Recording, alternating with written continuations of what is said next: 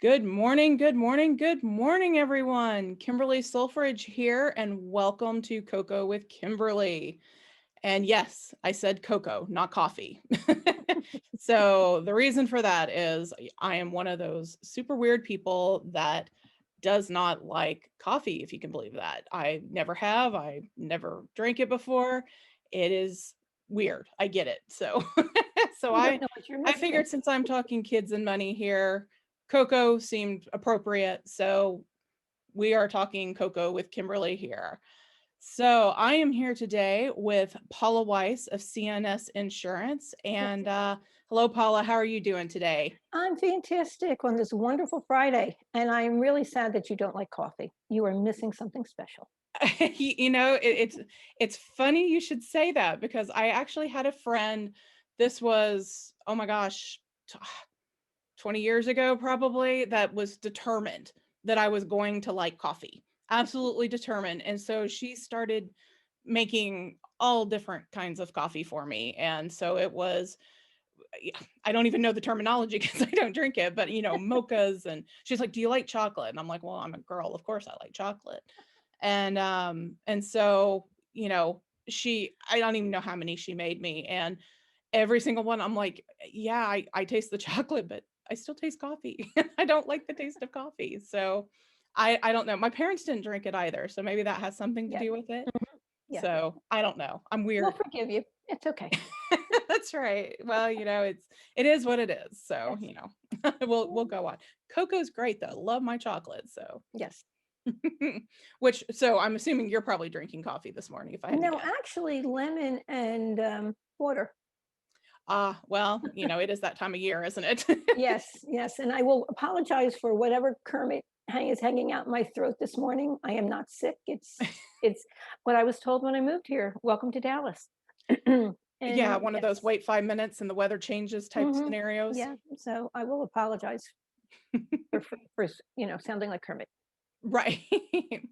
Well, thank you so much for joining us today. And I know obviously we know each other pretty well. We actually do a fair amount of work together. We're both big advocates on women in finances and things like that. So Yes. I know that part of your business, Passion? I guess, pretty well. Yes. But I know you have another area that you really kind of specialize in, or that you focus on. I guess specialize may not. Mhm. I'm not sure if that's the right word for it or not. But you do a lot of work with special needs. Well, what I have found that there's a story behind this. Never, this career is newer to me. Unexpected divorce put me into Texas, where my lovely sister decided to take me in, which was very nice of her. And from being here, I found a new career in insurance and in finance. But prior to this, I had lost my son in 1995 from an accident. There was no disease, it was just a sheer accident. And during that time, everybody that was doing fundraisers or doing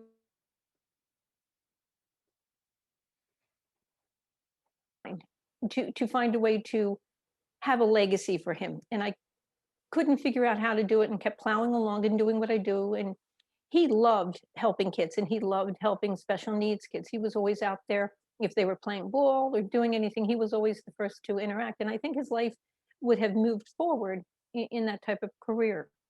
So as I was speaking at a luncheon and we were talking about where we were and what we were doing, I have no idea what it came up, but my son's name came up, or I was telling the story and sharing, what his passion was. And I had I think she was a therapist, a psychologist in the room, and she said, special needs families go through that same grief process and same um, missing the goals that you had and being sad that your child can't. And it put me on a trajectory of going and finding out what is available to help parents have a legacy for their special needs, but also to make sure they know what they need to do when it happens. How do you go ahead and communicate what you want for your child, and if someone needs to be a caregiver? So we're not going to go into the legal side of this today. This is more about of okay, this is what you need to do. It's unfortunately going to make you cry, like every woman that I talk to who has not done their will or has not planned for her not being here or hasn't talked to her kids about what she wants. This is about putting down on paper what where your child is, but what you want for their life when you are no longer here. Mhm. Well, it's probably not, it is different. It's not all that different of what you need to do anyway and having things in place for when you're not here. But when you have a child that does require some additional care, it's just that much more important. And then obviously there's just that many more steps to do. And much more important probably just because there may be special requirements that are needed. Correct. And so, it's something that really can't afford to be put off at all. Right. And more people do. So my suggestion at this point in time, and you start with the letter of intent. It's not a legal document, but it really is the guidebook or the syllabus or your game plan from what your child likes to eat to behaviors to the doctors to the stimulus and what your goals are to make sure you can see, because a lot of these children are definitely going to outlive you and they're going to be healthy. They're Mhm. just going to have limitations, and to make sure their needs will be able to be met. And you can't, if you don't put it down, it's not going to happen. Somebody else will make your decisions for you, and I don't think any of us want that to happen. So Well, and if there is not anything directing, like on the legal side, anything directing who actually gets to make those decisions. yes. Oh, that's incredibly important, and I work with very good special needs attorneys that know what trust to set up and how to do it. My focus is to making sure there's a life insurance policy that goes inside this trust on a third party trust, so it doesn't impact the financial government benefits that your child is receiving, and somebody else is controlling the money, so it's never in your child's name. But you want to make sure that that trustee knows how to spend the money, and it Right. goes back to not only your will but your letter of intent, and then making sure all your directives are there, and having it on paper. Granted, like I said, it's not a legal document, but it stands up in reference to how they should be handling and guiding your child's life and the monies that go along with it. Oh, absolutely. Well, I mean, there needs to be almost a checklist that you go through to make sure that you hit all of the different areas because there are legal sides of it, and then like what you were talking about with the letter of intent, just the daily care Yes. that the child Hmm. has come to know and expect, and if that changes suddenly, that can have a lot of really bad consequences on the child. Absolutely. The letter of intent is a living document. Mhm. It can change on a daily basis. It can change weekly. It's something you need to update because meds change or doctor changes and you don't update your form, and God forbid you don't come home or Right. you get sick or something happens, and another child needs your attention and you're not there, and then it's that scramble to find everything, and a lot of times our lives are in chaos. It's the norm. You got kids, you work, Mhm. you have a special needs child, you make sure you have to take care of yourself. You are important in this equation because if you don't take care of you, who's going to take care of everybody else? So I like the flight attendant saying, when that oxygen mask drops, put it on your nose first and over your mouth first, because if you're not here, you can't take care of your kid. Absolutely. Well, that's a great analogy to use just because it is, Mhm. you do have to take care of yourself because you're the one that's taking care not only of yourself but of your child or children, and sometimes your husband. Let's get real. Yeah, that's a But full time job. sometimes they're special needs too, right? Yes, good, not good Their though. special needs are a little different usually though. Yeah, yes, But that's very But true. no, absolutely. I mean, that's one of the more important things is taking care of yourself so you're healthy and have the ability to take care of the needs of Mhm. your child. And so having these documents present and so what is probably let's take somebody that maybe is um maybe has a very young child, they're a little almost new to this Mhm. situation. So they've spent this first little bit learning how to just uh, Adjust. deal with having a special needs child and learning what is needed. Because I mean, unfortunately, that no kid comes with a handbook that you can Yep. read and know how to do it. And so so somebody that might be just kind of getting past that first initial phase of realizing Mhm. some of the new things that they're going to need to do or different things that they're going to need, where would you kind of suggest they start? I know you've mentioned the letter intent, which that sounds like a really great place to, Mhm. number one, just get that down. But Mhm. what would you kind of suggest maybe after that? And I'm sure your doctors and everything will be pointing you into other agencies that can provide, whether it be home care or education, or and the next time we meet her, I'll post it on our website as to sources where you can go. In the beginning, you are given the opportunity of probably more than overkill in reference to what's available. And Right. then you have to cull through it and find out what fits your needs and what needs to be done, and the expectations of where you're going from here. So it really depends on whether or not you're on an autism spectrum, or whether you've got a special needs child that has far more medical needs, and what that is the immediate care. So those are, everybody's unique in reference with Right. their situation, but there is a lot of websites, and I'll kind of post some on Talk Money with Paula and put it on, and Kimberly can put it on this site to, for Y- you to go check out, and that you're not alone. There are, I know sometimes you feel like it's just you against the world, but there are resources out there, and there's groups out there that are living and walking in your shoes or walking parallel to you, that understand and could have an idea that someone else wouldn't even think about, that could potentially work for you. Oh, I think that's a great point because there's no need to walk through this alone. Like you said, there are a lot of resources out there. Maybe you just don't know where to have them, but listen to your doctors. I think that's probably a good place to start because they're going to have some. But talk to your financial advisors. Paula, that's what she does. And so, find somebody that may actually kind of specialize in that area a little bit. And again, I say specialize, that's not quite the right word for it Yeah, because they more focus on that area. yeah, Money obviously it's a huge topic and a lot of areas to it. And so a lot of financial advisors tend to focus in certain areas because they have the ability to. Because I mean, if you cover everything, that's great. But if you have somebody that understands one area a little bit better, that's probably a or little bit better person to yeah. talk to in this scenario because they Mhm. understand. And like you said, you found a reason to focus in this area. Yeah. And so you've done research and you've learned Yeah. these things that Mhm. you can help somebody that's coming into this. So Right.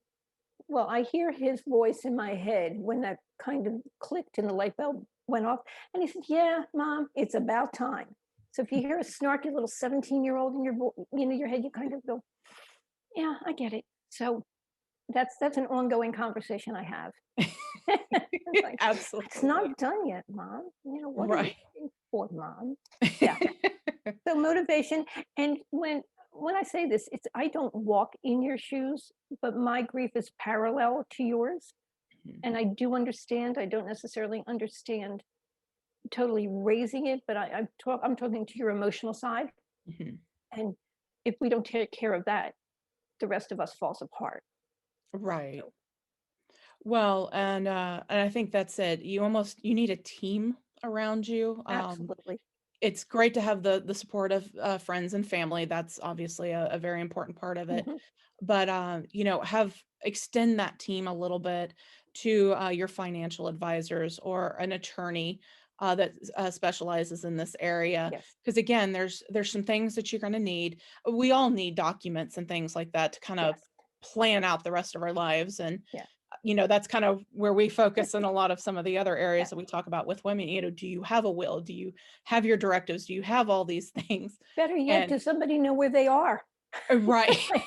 Oh my gosh, I can tell you, I actually have a personal story with that. My grandmother, when she got very sick, I mean, she'd been sick for a while, and we all these documents were there. Everybody, had copies, at their house, but all the kids lived in different areas. And I don't remember why, but we were all up there when she basically got very ill and went into the hospital, so nobody was at home where they had their copies of it. Right. So it was and of course they had copies, Mhm. and where some people might put them in a safe or a safe deposit box or whatever, nobody knew where their copies were, including my grandfather. Mhm. And so we were tearing the house apart trying to find these documents and could not find them anywhere. And this was in the days like fax machines had just come out. I mean, Wow. like if you said, do you have a fax machine? A lot of people would look at you like, I have no What? idea what you're Yeah. talking about. Yeah.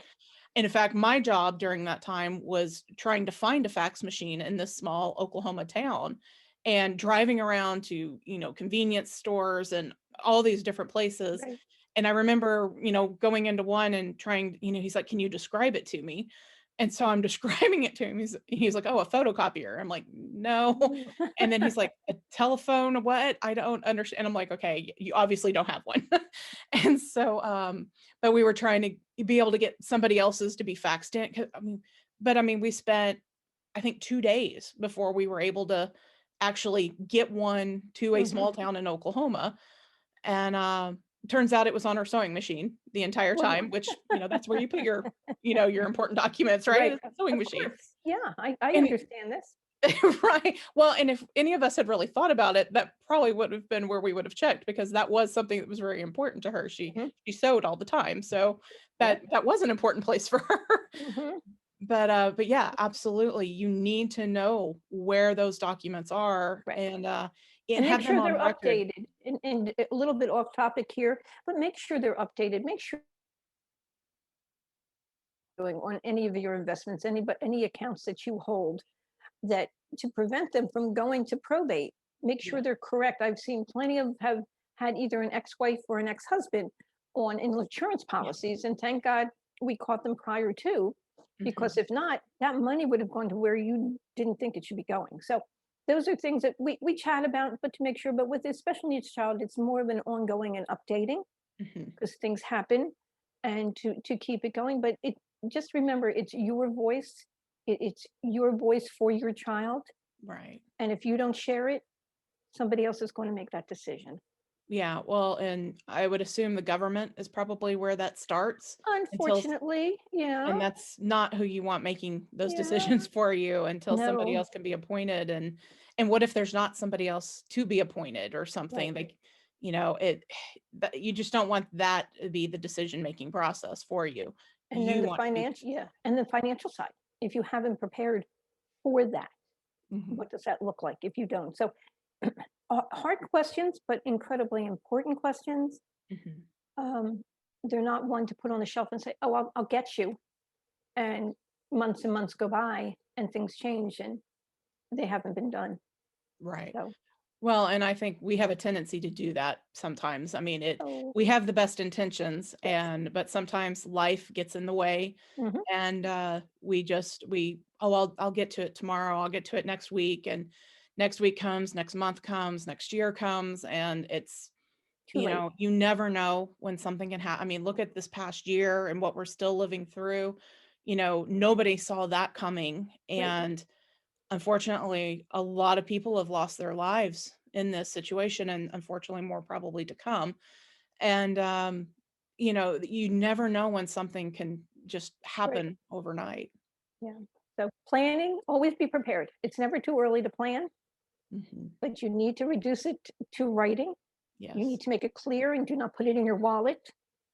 Like one of my clients' husbands, his desk um, directions are in his wallet. So whole other story. But special needs are too important to be delegated to the bottom of your purse or even sitting on your counter. Mhm. Have a family meeting, start writing, and put your hopes and dreams in there too, or what you would think, because there are medical advancements all the time and things change. Right. But this is for your child. This is for when you're not there to speak for your child. And this is Exactly. the most important part. If you don't have a voice, you can't tell anybody else what to do. And yeah, no, that is for sure. And you don't that's a scary situation to Yeah. be in. Mhm. And or maybe you're not actually gone, but you're incapacitated for Hesitate. some Mhm. reason. Yeah. same situation, because somebody needs to take over that decision making process, Right. and hopefully there is somebody there to do it, a spouse or something like that, but sometimes there's not. And Right. so you've got to be prepared for what you we talk about being prepared for the unexpected, and I get it. It's unexpected, there are things, but we Hmm. do know that they can happen. Right. So that's where it's not unexpected. We do know the Right. possibility Hmm. of it happening. So Correct. prepare for everything that you can prepare for. Because unfortunately, there are those things that are out there that we can't necessarily Hmm. prepare for until they're upon us, because Right. we just don't know. I say, kind of wrap it up here. I say, plan for the worst and pray for the best. This way, Absolutely. you've covered yourself. Anything unexpected, at least you've addressed it. Mhm. You may not be able to fix it, but do it that way. And I've always found that I found out, give me worst case scenario and first, and then tell me what's good. So Right. I know where to go. I don't want to be disappointed. So that would be my point to share for today is just to be prepared, letter of intent. Again, not legal, but it is your guidebook, your syllabus, your game plan for your child's future. Right. No, absolutely. And that Yeah. it's such an important document. I wasn't very familiar with it. And so I appreciate you coming on and giving us a Thank little you bit for more having me. information about that, cuz I being kind of in the financial area, I Mhm, understood that there needed to be a trust and, some of the legal documents, but I mhm. had never heard of a letter of intent before.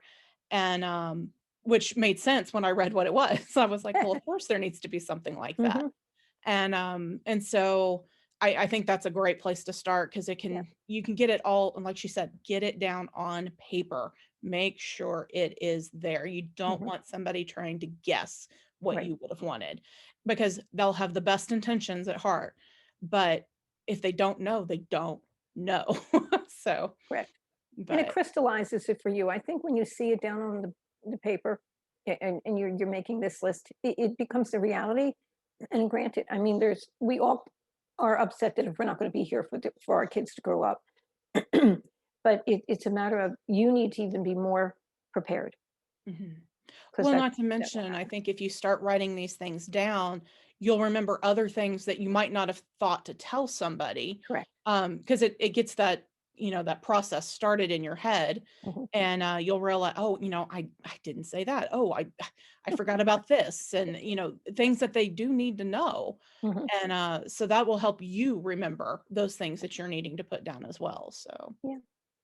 Well, Paula, thank you so much for coming and kind of talking us through this a little bit. I know this was pretty generalized, so maybe we can have you back and Sure. talk to the group and everything about maybe go into a little bit more detail, maybe even break some of these things down.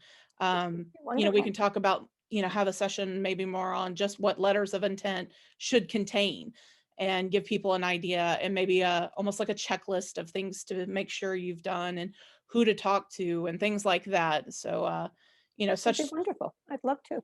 okay. Well, I appreciate that. Well, it's such great information, and I thank you for joining us this Thank you. morning. And so we'll go ahead and sign it on off here for today, but we'll see you again, Paula, soon, and Yes.